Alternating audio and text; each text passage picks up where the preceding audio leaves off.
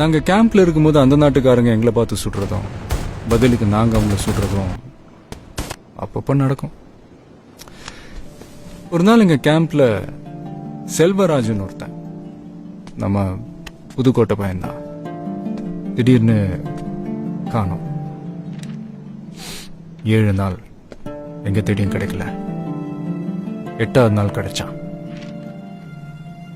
பாவம் அவங்க கேம்ப்ல மாட்டிக்கிட்டான் போல. அவனை 7 நாள் சித்திரவதை பண்ணி அவன் கண்ணு 2 நோண்டி இந்த பியர் பாட்டில்